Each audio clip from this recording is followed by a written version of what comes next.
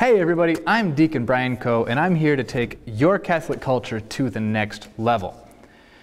In the letter with which Pope Benedict announces the Year of the Faith, he extends an invitation to all of us.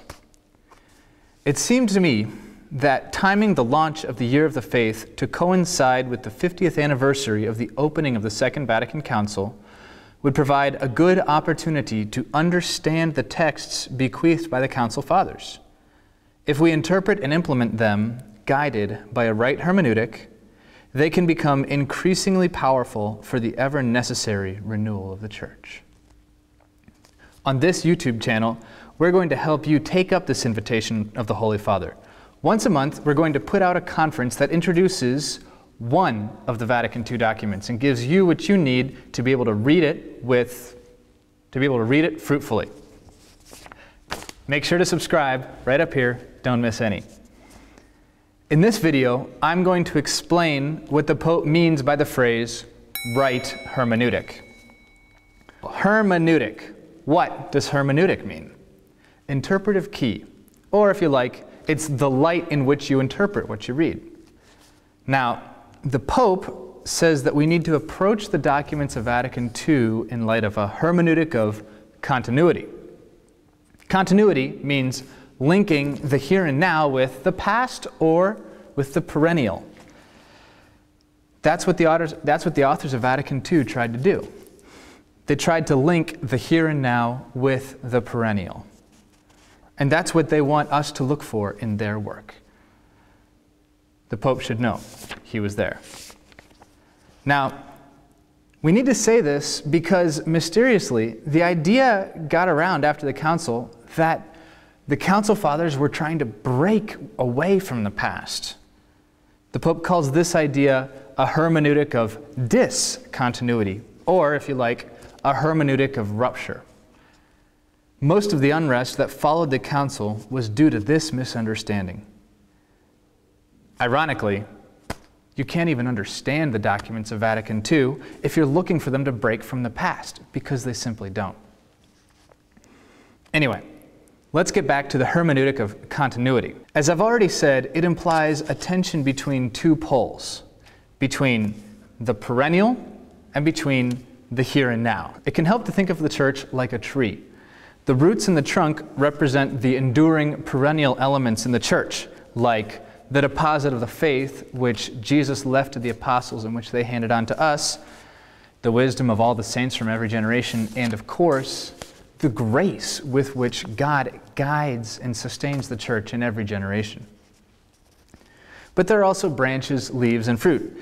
These are the more passing elements, such as pastoral approach, ways of reading the Bible, styles of preaching, ministries to address particular needs of people. These come and go as needed. Branches can wither and fall off, but the tree keeps growing new ones. Pope John the 23rd realized that men and women all over the world were starving for the fruit that the Church provides, but that the tree was not providing nearly enough. It seemed to him that it was time to prune the tree. So he called the Second Vatican Council to think that through and to decide what cuts, if any, needed to be made. The speech with which he opened the Council, link in the description below, shows us that this here and now versus perennial was very clear in his mind. Here's a sample. The greatest concern of the Ecumenical Council is this, that the sacred deposit of Christian doctrine should be guarded and taught more efficaciously. When trimming the tree, you need to make sure the snippers don't get anywhere near the roots and the trunk. But he goes on to say, this doctrine is presumed to be well known and familiar to all. For this, and by this he means to simply reaffirm the doctrine once more, a council was not necessary. The council is necessary to figure out how to make that perennial treasure of Catholicism reach the men and women of today. He summarizes this distinction in this way. The substance of the ancient doctrine of the deposit of the faith is one thing, and the way in which it is presented is another. It is this latter that must be taken into great consideration with patience if necessary. So, For John the 23rd, the deposit of the faith, perennially valid, is not reaching the men and women of our day nearly well enough. He wants the bishops gathered in the council to think seriously about what changes can be made in the more transient elements of the life of the church so that more people will be fed by the church's fruit. In 2005, Pope Benedict, thinking back to the time right after the council, made it clear that this is what reform is all about. It is precisely in this combination of continuity and discontinuity at different levels that the very nature of true reform consists. In this process of innovation in continuity, we must learn to understand that it is only the principles that express the permanent aspect. On the other hand, not so permanent are the practical forms that depend on the historical situation and therefore are subject to change.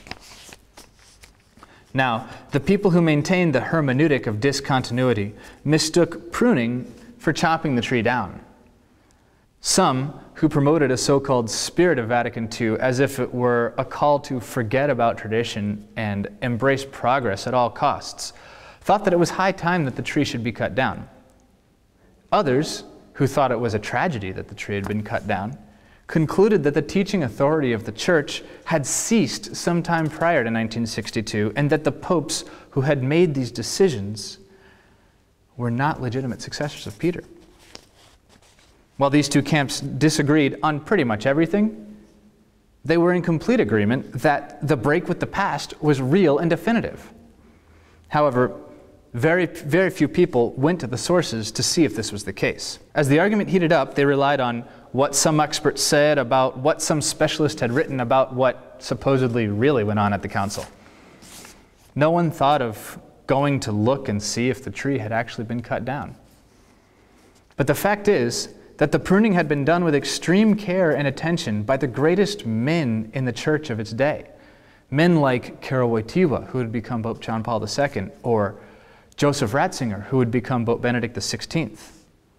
You prune trees during the wintertime so that when spring comes, they can put all their energy into growing new branches with lots of leaves and bushels of fruit. In the case of the church, that springtime is the springtime of the new evangelization that Pope John Paul II spoke so much about. It took a few decades, but now, thanks to the excellent job done at the council, we are seeing new life spring up all throughout the church. You can think about World Youth Days, you can think about the new lay movements in the church, you can think about the catechism or Eucharistic adoration chapels that are opening up everywhere. Let's recap. It's all about the hermeneutic of continuity. If you want to understand the documents of Vatican II, you have to keep in mind that their authors worked very hard to maintain the perennial treasures of the Catholic faith and at the same time to make them serve the men and women of our day. We've seen that in Pope John the 23rd's speech to open the council.